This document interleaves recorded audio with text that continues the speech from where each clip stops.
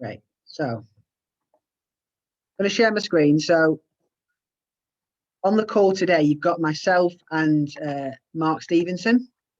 My role at Active Lancashire is I'm a Children and Young People's Officer, working with schools, education partners to help young people, children and young people across Lancashire move more, be active, and work with partners to help potentially change the narrative and their behaviours around how we do that.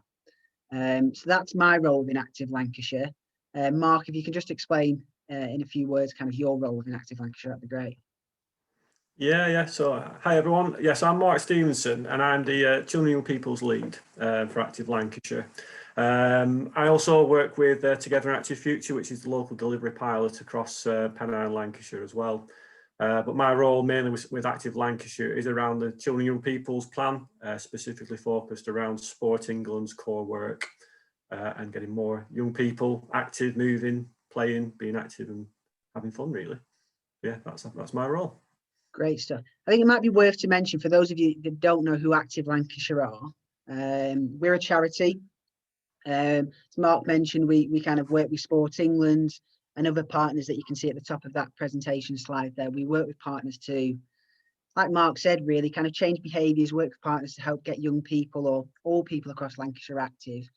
And yeah, we work with a wide variety of partners to do that. So yeah, we're a charity, and our roles, myself and Mark, and this work is through Sport England and the Department of Education. So that's where this investment is coming from. And hopefully throughout this session, we will be able to kind of provide you a bit of information about the kind of how this has come about and why it's come about in terms of Sport England's direction and our local direction in Lancashire. So hopefully you'll be able to get plenty of information to go away with, and you can see if this is something that you want to get involved with. I've put in the chat function there. We're going to get a little bit creative, kind of initially and later on in the session. We're just going to use kind of a few different tools. So one of the tools that we're going to be using later on is Slido. So there will be a slide where you can find out all the information to join that. But we just want to gather your thoughts, kind of what you've heard, and potentially how this might feed into what you're trying to achieve within your school. So yeah, just be aware that that will be coming at a later stage. So talked about we're going to get a little bit creative. So the kind of our idea around this kind of generation game here is I just want you to get thinking about what you see. I want you to kind of, if you've got a piece of paper and a pen or just in your mind, I'm going to show you some different pictures of facilities that you might have on your school site. And I want you to try and memorize those. And then at the end, I'll explain a little bit why we're doing this activity. So just be aware there's going to be a few pictures kind of coming in a relatively quick space of time, and just kind of memorize those if you can and what you see. Yeah, but don't write them down. Don't write, well, yeah, well, actually, so yes, yeah, don't write them down, because that's the complete antithesis of what we're trying to achieve here. So don't do that. Great.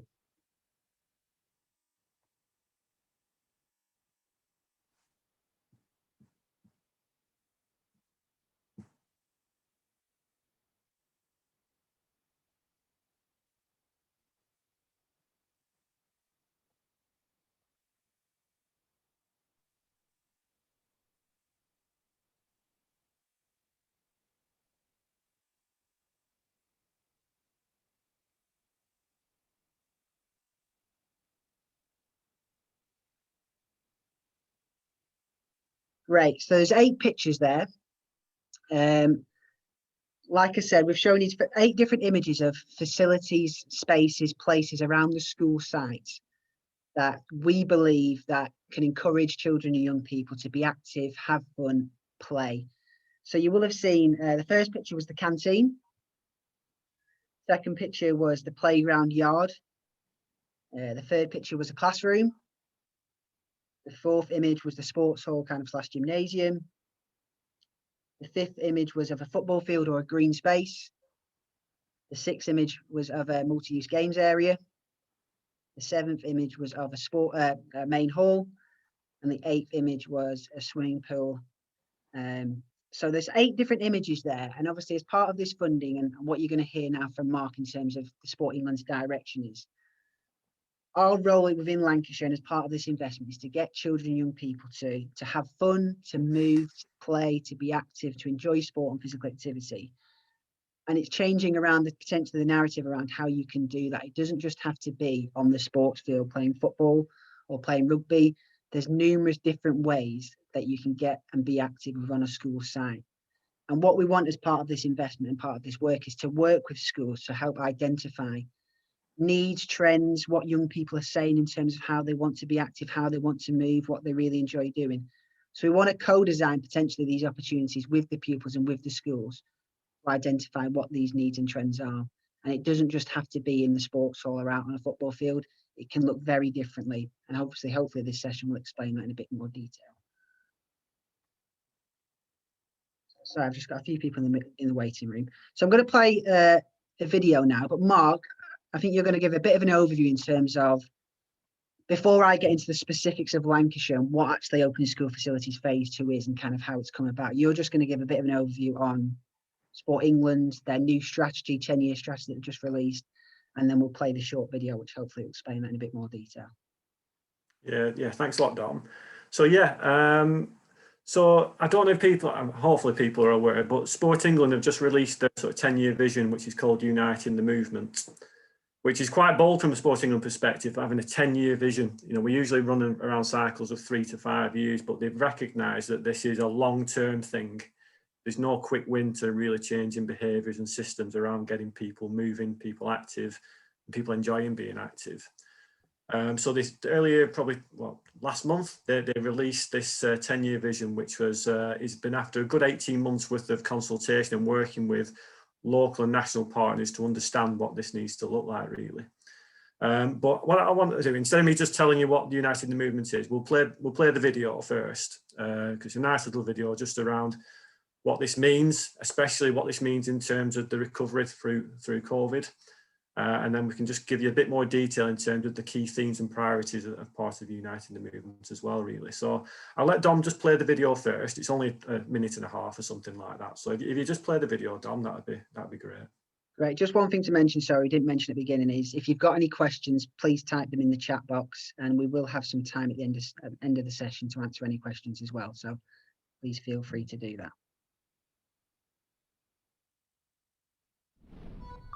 Over the last year, sport has taken a hit. Across the land, movement has been restricted, and the challenges we already faced grew bigger. Apologies, I had to admit someone to the room and I didn't realise that would happen. Over the last year, sport has taken a hit.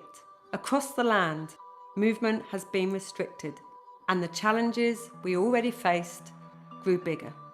Today, the need to tackle them is more urgent than ever. We believe that when we move, we are stronger. And that sport and physical activity can do so much more. Play a role in society like never before. From pitches to pavements, we'll come together again.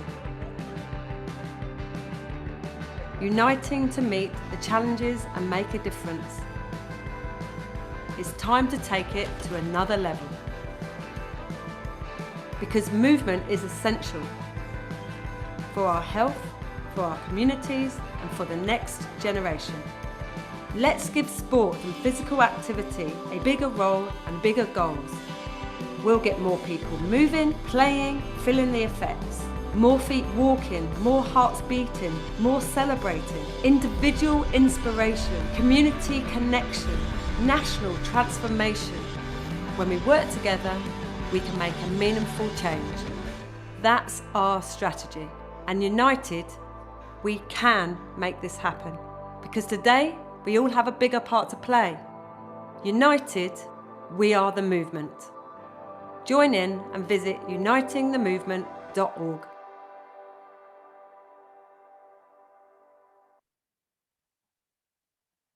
Brilliant. So that just gives you a flavour, really, of where Sport England are positioning themselves and this 10-year vision. And one of the key things just to be aware of, then, that constant mention of movement and moving. So they're going, it's not just around sport, it's not just around physical activity. They're really trying to simplify this, just again around people moving more often. People who are doing nothing to doing something, and then from people who are doing something to something more, really. So this is a really key sort of thing for us when we're looking at the work that we're going to be doing in Lancashire, and how we can then position the open school facilities around this. But it's not necessarily just around getting your sports clubs or sports teams back up and running. It's around that whole school approach to getting more young people moving, being active, reconnecting with each other after 12 months, obviously not going to be 12 years, 12 months of hardship through COVID.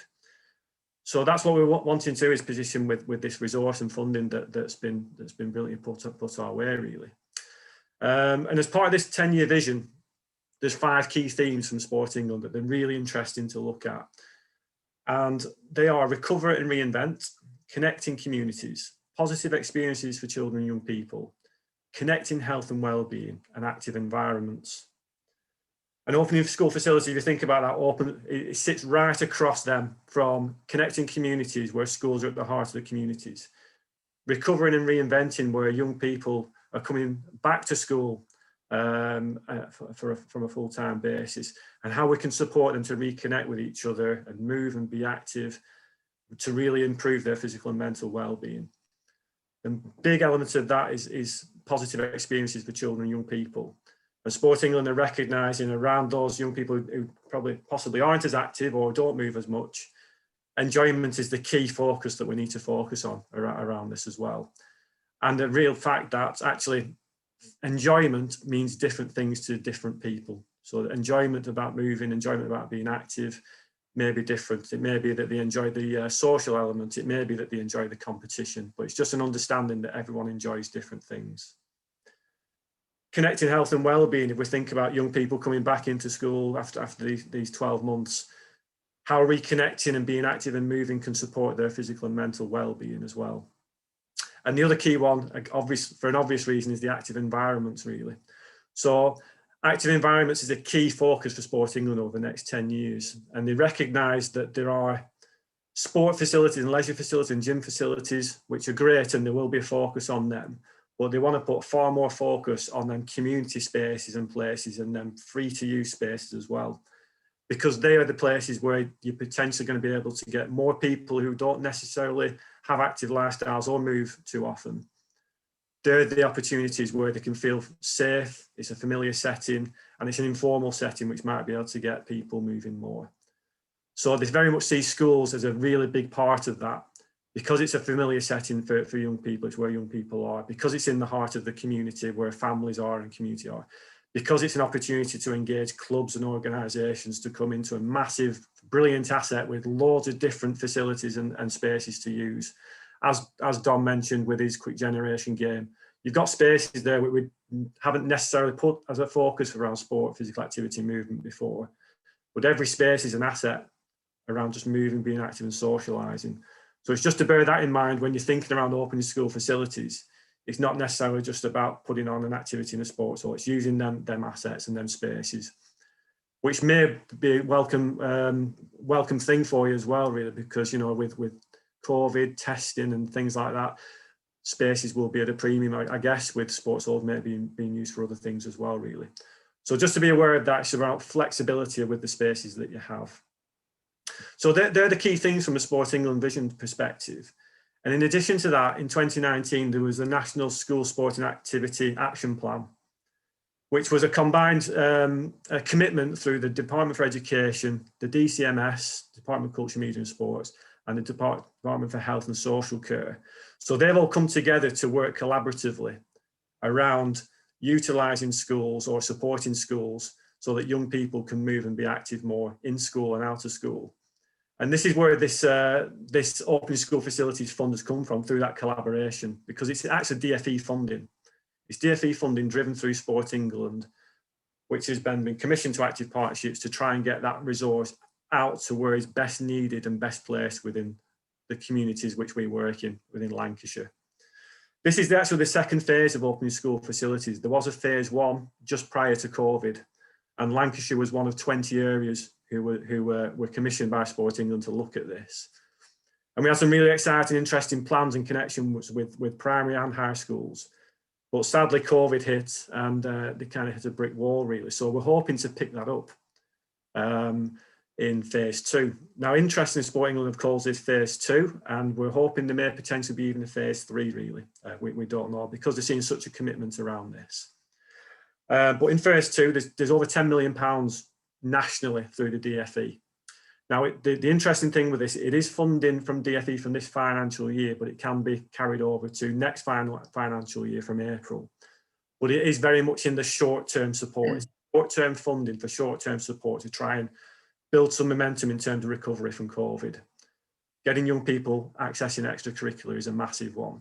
How we can support community clubs and organisations come back to opening their offers to young people.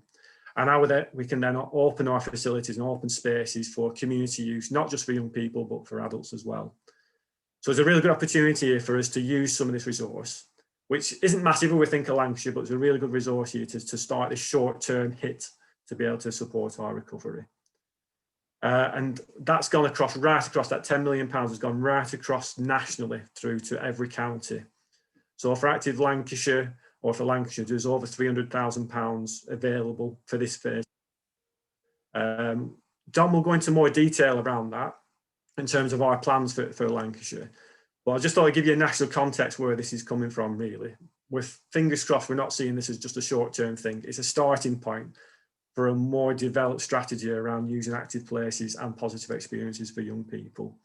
And we really want to work with this network, brilliant network of the school sport partnerships and school games organisers and the schools and community networks that we have. We want to try and bring all that together and really start a collaborative approach locally to help more opportunities for getting more people moving. So that's a bit of a background just to give you that national context, really. Any questions around that, just put them in the chat and we'll try and answer them throughout.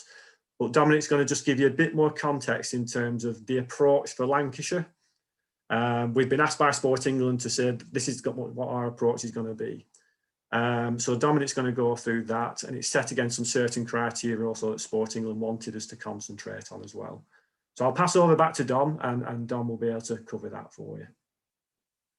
Brilliant. Cheers, Mark. So hopefully that just gives you an idea of where it's coming from. As Mark mentioned, so in phase 1, we were one of the 20 kind of counties that received investment to kind of look at helping schools open their facilities, overcome any challenges and barriers they might have to getting the local community to accessing their kind of facilities, whether that be for just community-based activity or actually lettings. That was kind of their initial focus. The focus on this phase 2 has slightly changed from that narrative around lettings, kind of directly getting the community. There's more of a, that isn't to say that isn't important, and that is part of this. But the main part of this investment, as Mark's mentioned, with those 5 key themes that Sport England have recognised, is kind of positive experiences for children and young people and helping them recover and reinventing what sport looks like in those positive experiences. So what we're looking through for this phase 2 investment funding is to work with schools directly to help shape after school provision based on the needs and the wants and desires of what their young people are saying, kind of returning back to school. So that is the priority of this investment. So the investment is going directly to schools. It's not going to deliverers. It's not going to external people coming in to deliver activities. The investment is going directly to schools, and we want to work with schools who are looking to develop their after school offer. And we've identified kind of secondary schools and special schools as a really good starting point for that.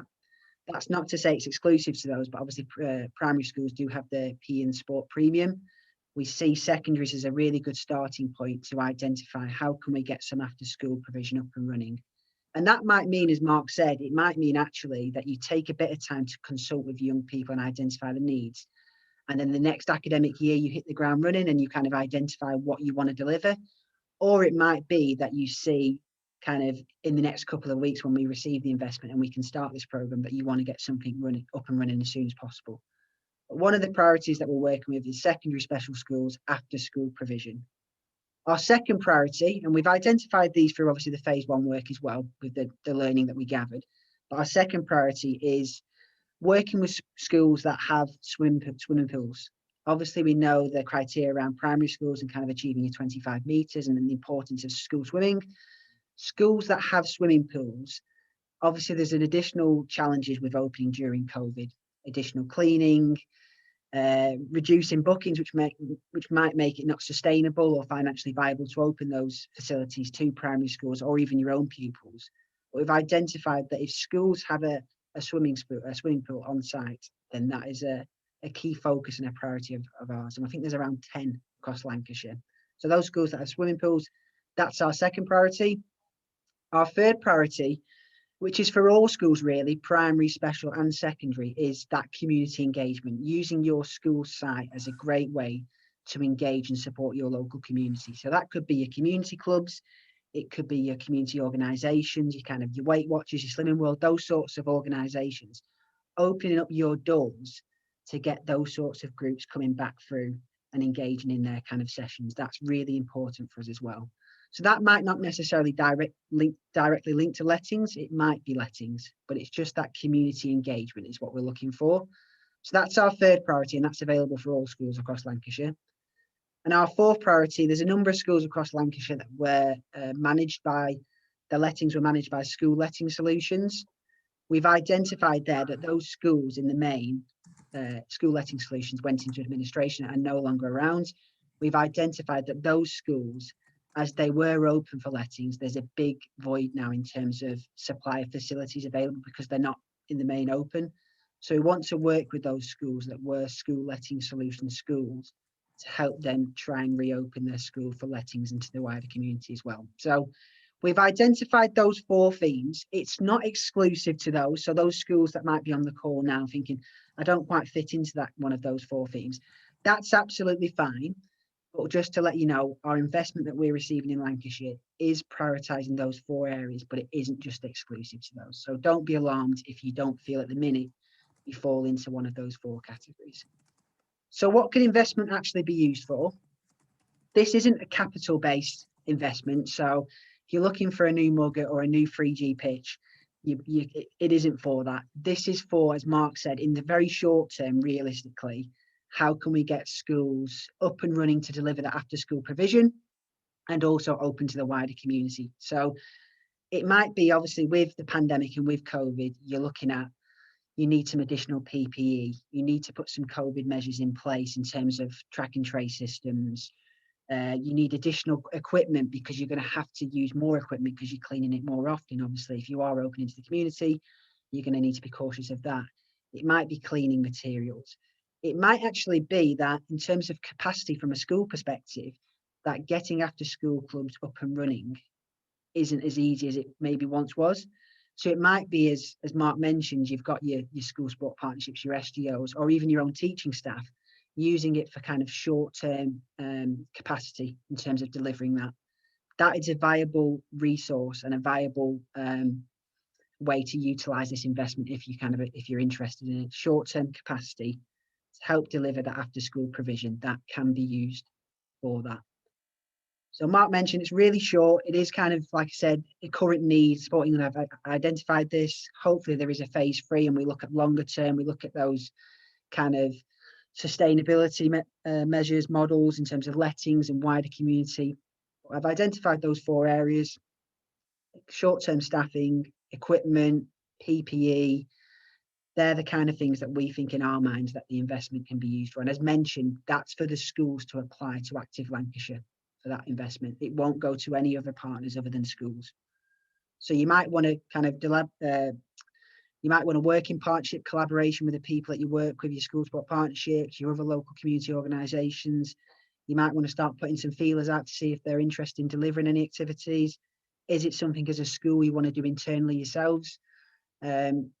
That's what we've got in our minds. So four priority areas: swimming pools, schools and swimming pools, all schools that are looking to open to the wider community, those schools that were School Letting Solution schools, and there's around 25 of those in Lancashire, and secondary and kind of special school after school provision.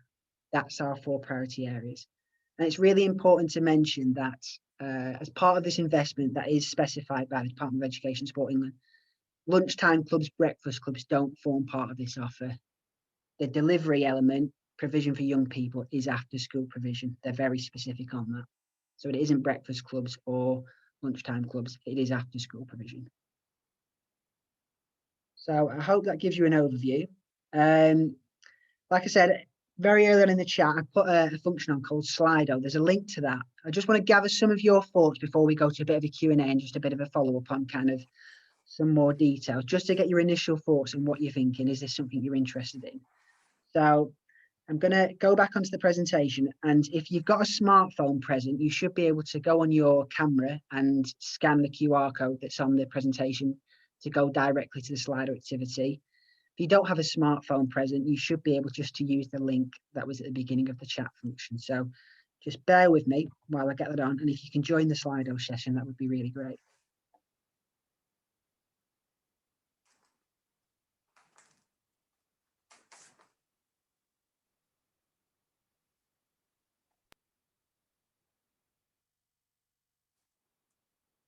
Right, so hopefully you can all see that now. Like I said, if you scan your smartphone on that QR code, you should be able to join the session. If you don't have a smartphone present, then if you go on slido.com and join as a participant on that number there, you should be able to join a little bit of an interactive way how we can gather your thoughts.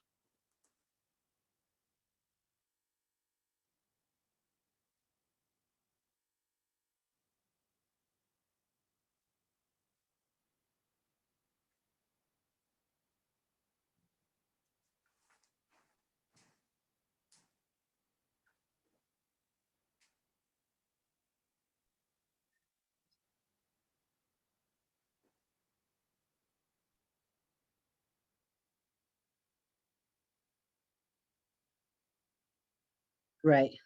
So can I see thumbs up that people have actually managed to get onto Slido? I have some thumbs up from some people. Mark, are you on? Caddy, I can see you're nodding. Great. Brilliant. So like I said, just this kind of Slido, we just want to capture some of your initial thoughts on what you've heard. Is this something you're interested in? Questions around potentially where you see your priorities are in terms of this investment. So we just want to capture some of those. So I've got 3 questions to ask you, if that's okay.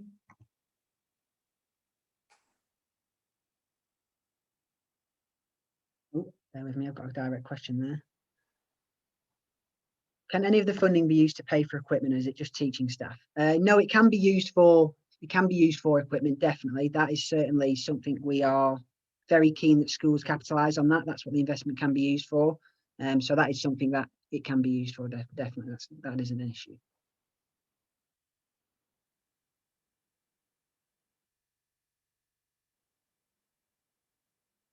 Okay, so first question says, in terms of those 4 priorities that I mentioned, where do you see your priorities for any potential investment in sport? Is it after school provision? Is it bringing community groups in? Is it developing that lessons offer, or is it kind of helping reopen your school swimming pool facilities?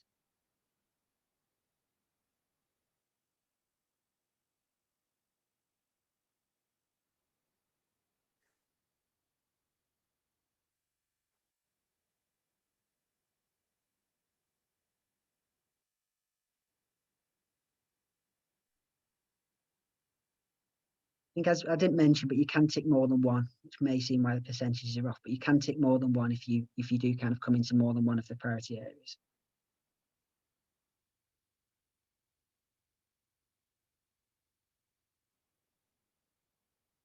So just judging by that, I hope you can all see this, but it looks like after school provision is kind of coming up where you see potentially the most kind of a pressing need, which is great to hear, because that is kind of our main focus and where most of our investment, as Mark mentioned, that money that's coming into Lancashire, that's where we see most of this investment going. So that's really good to hear. And you've got numerous different approaches with that. You've got your local school sport partnership, your school game organisers. You've obviously got your own staff who can deliver that. And as mentioned, in terms of short-term staffing and bringing in deliverers to do that, the school are more than welcome to do that. So that's really good to hear. Being able to open facilities to the community, that's coming up strongly as well. That's absolutely really great to hear. And, you know, kind of that PPE equipment, our support as Active Lancashire, what we learned from phase 1 in terms of how to open up during the pandemic. We did work with a number of schools across the county in terms of policies, risk assessments, kind of practical things they can do to open up and get return to play back up and running as soon as possible. So that's really good to hear. And there's a little bit there in terms of hoping to reopen school swimming pool facilities. Really important for us that we do that. We know the importance that they play, not only to the wider community, but helping primary schools and their own pupils to be active and learn to swim. That's really important. So that's really good to hear.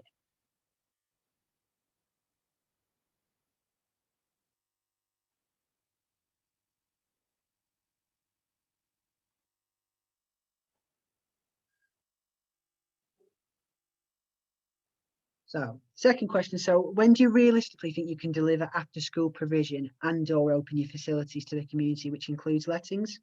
Be really interesting to see when you think you could take this kind of opportunity up.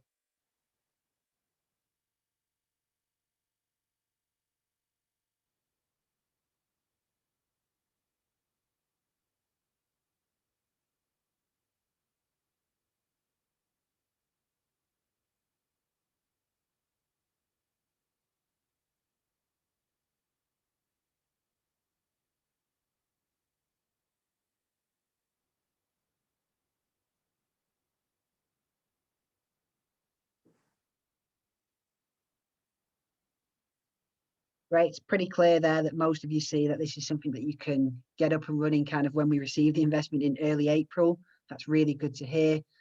I'll explain in a little bit more detail once we've gone off Slido the process of how we are going to disseminate that investment to schools and how you can apply for that funding. But it's really good to see that you believe that you can get your facilities open to the wider community and deliver after school provision before May half term. That's really good and reassuring to hear.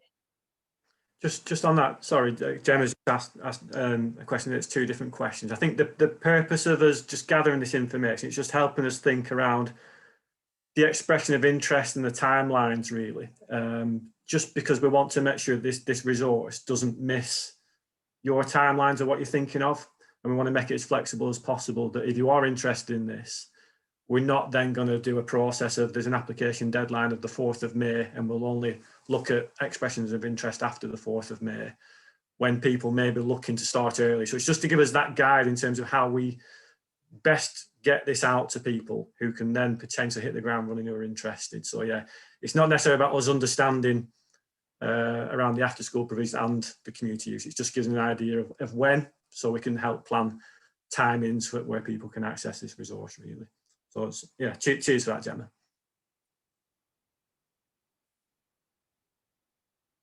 And then just a very open question, but just based on what you've heard today, what are your initial thoughts? Is it what you thought opening school facilities would be? Is it something you're really interested in? We'd just be keen to know kind of your thoughts on that. And it is anonymous, I believe, so please feel free to kind of share any of your thoughts.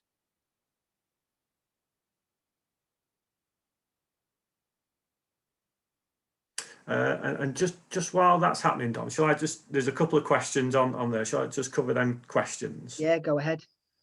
So Gemma has asked around summer holidays. Absolutely, this is for holiday provision as well and holiday support, how we can open facilities up during breaks and half terms and summer holidays.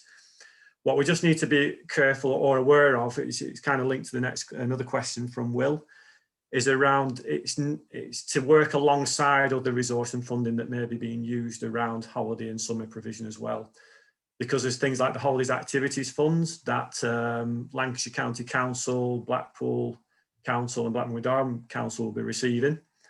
And there will also be like the sort of the summer school government funding as well. So we just need to show that it's additional, or it's in addition, it's in addition to what you're already looking at doing with them as well, really. Great. I can see just some of the comments coming in here, Mark. So mostly positive. Someone thought there would be a bit more. Understandably, when you hear opening school facilities, you might actually think it's capital investment, but this very specifically isn't for that. It isn't to develop new 3G pitches, improve your sport. So there is the Community Asset Fund and other Sport England and National Lottery funded programs to do that, but this isn't for that. Maybe we should have been a little bit clearer on that. It's good to see. Just looking at some other questions, other comments coming in. Someone mentioned what's the process. I will go over that, but obviously based on what we've heard today, that schools are very keen to get up and running for that after school provision before May half term, then we would like to think in our minds that we put a process in place where you can access that funding to start delivering and implementing that as soon as possible. So I will explain that in a little bit more detail. Next steps, I'm going to get onto that. Someone's mentioned that it is good that secondaries are kind of a bit of a focus on ours. We did identify that, and it isn't exclusive just to secondaries in terms of that after school provision. But what we would need from primaries is evidence that it couldn't be paid for by the PE and sport premium, or it isn't duplicating that funding. Desperately need secondaries.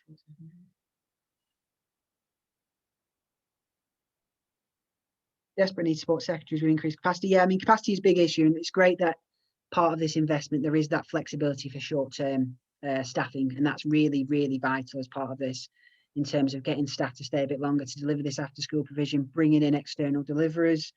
That's for the school to kind of figure that out and obviously consult with the young people what the offer looks like. But it is really good that Sport England have acknowledged that it can be used for that, which is a real positive. Sorry, Dom, there's another good point through around the school sport partnerships as well. Just to make clear the decision around funding schools directly, what we didn't want is for this funding to become available, and then we'll get a lot of private businesses, coming in, accessing this funding to deliver to schools.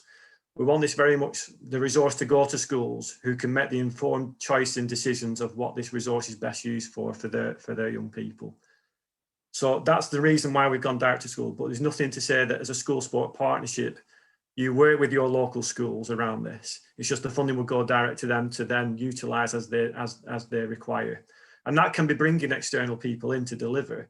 It's just what we didn't want to get into a role of is, like I said, private businesses coming in saying we can deliver all this stuff, which is just going to be activities to young people. We want young people to be involved in the process of understanding what these activities or what this thing needs to be or look like as an after-school opportunity, really. So there's nothing wrong with school sport partnerships trying to do a coordinated approach across their patches, but it would be the schools who would apply that we just need to focus on, really.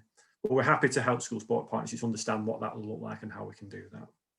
Absolutely. Just a really good point here, Mark. Someone's mentioned would welcome community groups coming in and using school facilities. How do we target them?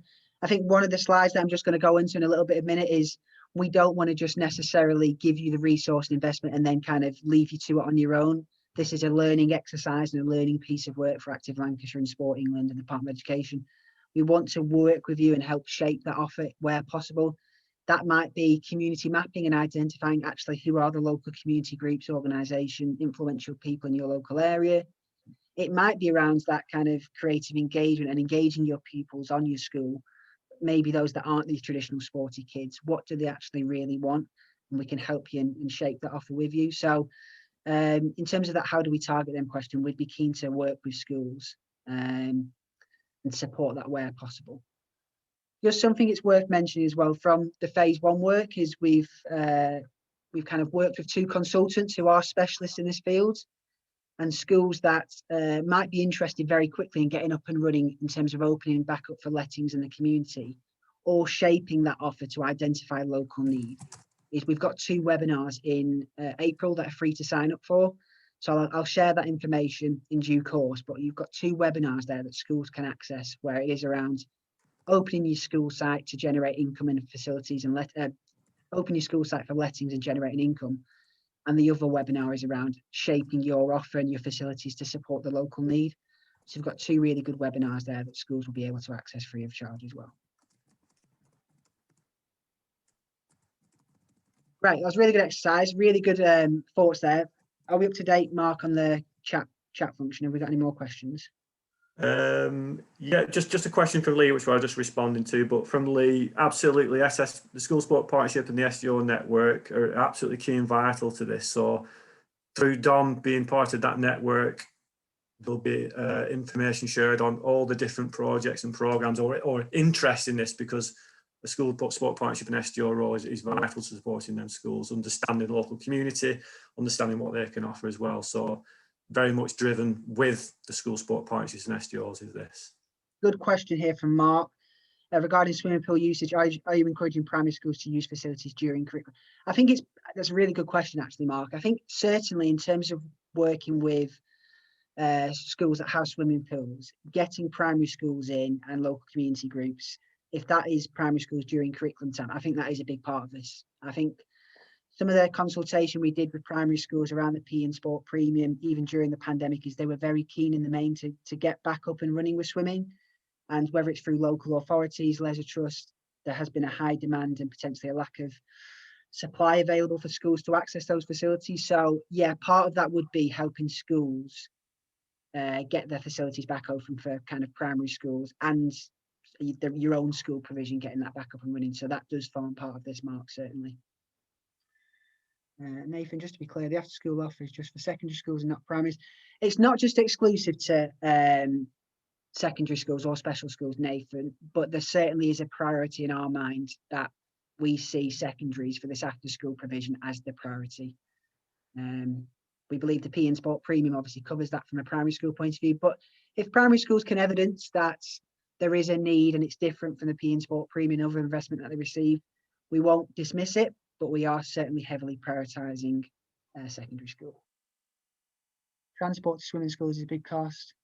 No, I'm afraid it can't, Scott. It can't be a case of you can't use it for transport. It needs to be directly on a school site. So if it means getting your kids to go to a school that might have a swimming pool, transport isn't a part of this, I'm afraid. Yes, Jane Johnson, that's absolutely fine. One of the priorities is that after school provision, they don't have to open up to the community. If it is just shaping a community, an after school offer that is right for their young people, then that is absolutely fine if that's as far as it goes.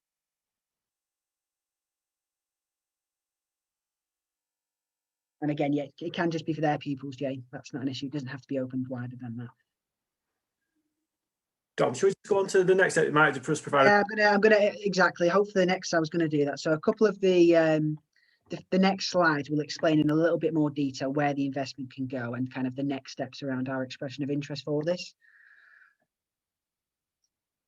So the next step. So obviously, we're waiting to receive this investment eagerly from Sport England, but Sport England's deadline and timeline for this investment is from April to the end of August. That's not to say delivery can't commence in the next academic year. We just need to make sure that all the funding that we receive is allocated by the 31st of August. So it might be that a school applies for this investment and their plans are for the next academic year. That's fine as long as Active Lancashire and us and whoever the school we're working with have got a plan and that funding is committed. So we're going to release an expression of interest form. We're going to do it online through our website, our Active Lancashire website, and I will make sure that every single one of you receives a direct link to that web page where you can apply. We're not going to make it too onerous. We're not going to ask for rafts and rafts of insight and data around your local area, kind of too much information, but we do just want to know kind of where your priority lies in terms of those 4 key areas and where you see the investment and potential support from Active Lancashire going. The maximum award for schools, much like the small grants, will be around £10,000. I know myself and Mark and some of my colleagues have had conversations with multi-academy trusts.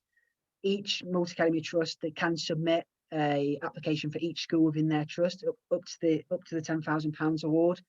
But obviously, in terms of those priorities and where the need is most, it's unlikely that every single one of those schools, unless they hit every single priority, would receive that £10,000. But maximum award of 10,000. We're probably going to put a minimum on there as well. We don't want to be getting caught up into kind of just working with schools and providing £100 of equipment here and there. We probably will put a minimum award on there as well, just to let you know the maximum is £10,000. Just on that as well, Dan, just to explain as well, we're looking at, there's around about just over £300,000 for Lancashire. So what we're not suggesting is everyone try and put a bid in for £10,000. Let's just try and focus it on what's needed in this immediate term of what the school actually needs, just so we can support as many people as possible as well. I mean, absolutely. I mean, completely right, Mark, there. I mean, obviously schools that kind of are looking at after school and lettings and maybe even a swimming pool in some instances, they potentially might warrant more money because they've kind of hitting 3 of the priority areas. So yeah, be realistic with the approach, as Mark said, but we want to work with schools. You know, there'll be a bit of to and fro in terms of, do you think you need this? Do you think you can cater for this internally? We want to work with schools. We don't want to just give you the money and then leave you to your own devices. So we will be in direct consultation with you. We'll be reviewing the expression of interest as they come in. So there is that deadline, but a lot of you are keen to get up and running before May. So of course, as soon as they come in, kind of as soon as we release that expression of interest form online, we'll be working through those and identifying if they're suitable in terms of where we want these investments to go towards. So they will be approved and verified before that 2nd of May deadline if we receive them for them. The lettings and community focus, I know it's kind of a bit contradictory there. We've kind of said the expression of interest is the 2nd of May, but because it might take a little bit of time in terms of someone mentioned about mapping and kind of your local area, identifying actually what the main challenges are around actually opening up your facilities, that might take a little bit longer than kind of potentially identifying what after school provision you want. So we are going to ring fence some of that budget for that kind of community / lettings opportunities. So that'll be ongoing. And it may be that a school kind of after the 2nd of May deadline comes in and says, listen, we need a booking system, we need some additional security keypads kind of for our mugger or our 3G pitch. That's absolutely fine if that comes in after the 2nd of May, because we appreciate it might take a bit of time to identify what the real challenges and needs for investment are. So don't worry too much if it's after the 2nd of May deadline. I mentioned briefly that as part of phase 1, we've kind of recruited 2 consultants who are going to deliver 2 webinars, and I'd recommend if you can sign up to these once we've kind of got the Zoom links and kind of just clarified the date, I'd certainly recommend signing up to some of these. So we've got Dion Swift, who's from Burnley campus, and Dion is very, very kind of passionate, proactive, and really experienced in terms of shaping your local offer to suit local needs. So we know every single area or every community in Lancashire is differently. You know, some may have higher proportions of SEND children, some may have higher proportions of ethnically diverse communities, kind of those BAME children and young people. It's just identifying within your local area who's there, what are the needs, what are the demands, and making sure if you are opening up your facilities or delivering provision, it's suited and catered towards their needs. So that's really important, and Dion's really experienced of that. And as part of that session as well, Dion is a facility specialist. So in terms of practical advice around opening during a pandemic, what are the procedures and policies that you want to put in place? That session will provide you with some practical information around that as well. And then secondly, we've kind of been working with Mark Thompson at Preston College. He very much is a kind of lettings facility specialist in terms of if you are looking at that community and opening up for kind of income generation, then that session is for you really. So if you're looking to generate income, return to play guidance, practical tips and hints how you can open up, what measures you can put in place, that session will be really good for that as well. So that might be a case of your business manager, your facilities lead, it would be certainly worth signing up to that session. Just as mentioned, both those will provide a bit of an overview on those 2 themes, but also practical stuff that you can use that's going to help you reopen.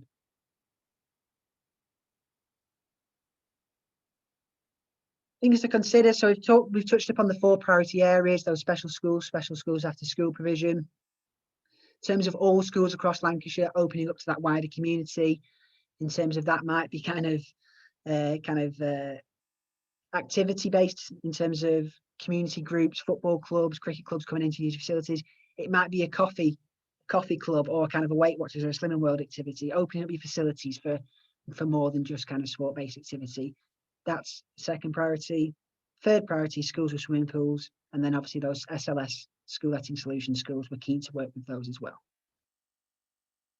And then what investment you can apply for, obviously safety kits for swimming pools, those kind of PPE COVID measures, so perspex screens, additional cleaning equipment, additional signage, additional sports equipment. So it might be in terms of that after school offer that you've done a bit of engagement and you've co-designed an activity or a kind of a piece of work that you want to do in terms of your after school provision.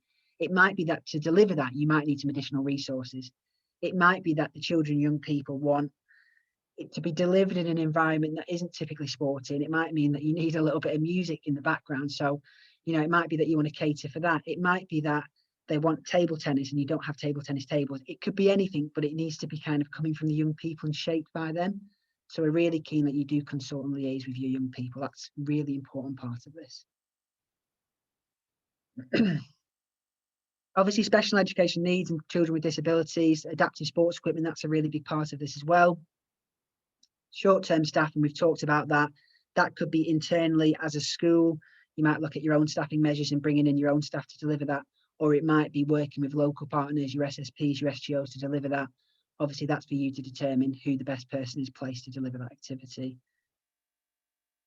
And then in terms of those 2 focuses around opening up to the wider community and the previous SLS schools, as part of phase 1, we're really well placed to help schools open up to the community. So if you're looking at booking systems, marketing material, additional equipment, storage, all that sort of stuff forms part of that offer, and that's where this investment can be used for.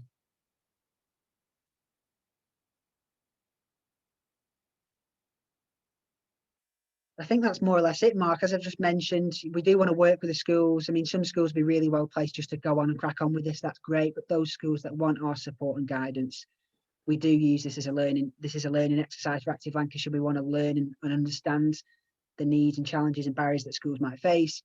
And also we want to learn about what the children and young people are feeling at this moment in time. It's a very difficult time for them. Obviously, it's unprecedented, so we want to learn and understand those needs as well. So we are very keen to work with schools where possible.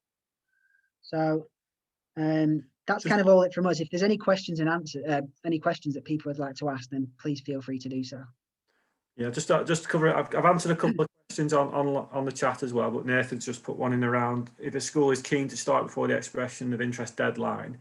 What we've just said is we want this to be as flexible as possible, really. So as things come in, we'll be looking at them and reviewing them. I think the May deadline is more of that sort of stop point for us to review the approach we've taken and see what we do from May to August in terms of next steps with the resource that's available as well.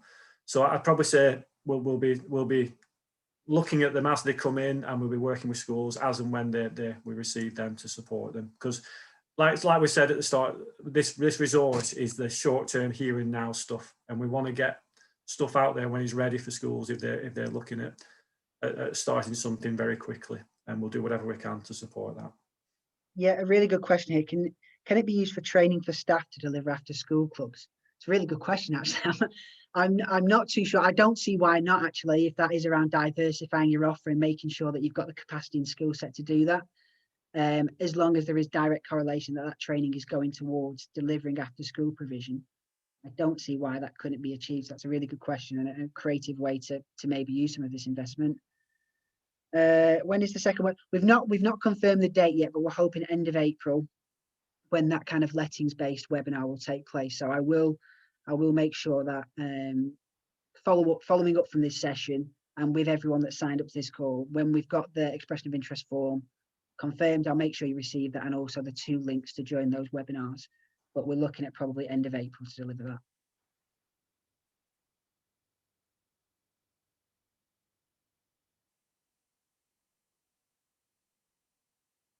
Please can have a copy. Yeah, we can send that out. That's not an issue. We have obviously recorded this, so we will make sure that again we circulate this link for anyone that wants to listen in if they're interested at all. But also the PowerPoint, we will send that out as well as part of the follow-up notes. Just in addition to as part of this as well, we're looking to recruit a couple of people like Dom said. So some of the support a school may need, not necessarily be financial, it may just be somebody's time to help them understand the complexities around opening up as a lettings opportunity. So there's time and commitment there from people to spend time with schools as well, if they're looking at that specifically. So you may not necessarily need to put an expression of interest, but you just might need that time with that person to understand how to make that happen as well. So there's a commitment there from some one-to-one support for some of the schools who may need that. And we're hoping that's Dion and Mark, obviously, who are delivering the 2 webinars, but we'll have to wait until funding's officially confirmed for that. But yeah, absolutely right, Mark.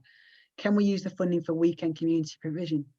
It can't be used for actually delivering that provision, but it can be used to help you open up your facilities to help facilitate that. So that might mean, bringing in a bit of additional capacity in terms of a caretaker coming on site and opening up the sites. It could be those PPE measures, additional resources and equipment. It can be used for that to help facilitate that, but not to deliver it specifically.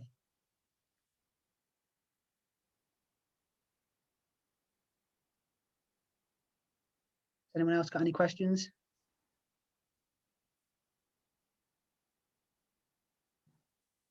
Great, I think that's it. Well, thank you very much, everyone, for joining. Like I said, this session has been recorded. In terms of the notes, the expression of interest, a bit of supporting guidance and information around this, we will make sure you receive that in due course. I think on the email that I sent out yesterday to join the session, my details are on there, so please feel free to get in contact with myself and Mark directly if you are interested. We're really keen to kind of hit the ground running as soon as kind of the 1st of April comes around, and when we've received the investment to support schools to facilitate that after school and those kind of community opportunities. So, we're really keen to ensure that happens. So if you've got any questions, please do get in contact. Just one of the things as well. Once we get confirmation from Sport England, and we can go live with the expression of interest. The expression of interest we've made as simple as possible. There's a small number of key questions just to tell us what you want and what you need, really. we've got all the email addresses, haven't we, Dom, from the people who've attended this, so we can send that directly out, can't we, as soon as that's live as well. So you've got that, so you don't need to keep monitoring the website. So yeah, we'll hopefully be able to send information out towards the end of middle or end of next week, fingers crossed. Yeah, and as soon as we've received that investment and we receive the expression of interest that are viable and we believe they're kind of hitting those priorities, then that money will be out the door ready for you to deliver. So yeah, keen to hear from you as soon as possible. Any questions, let us know. But if not, stay safe. Thanks very much for joining the call, and I'll speak to you soon.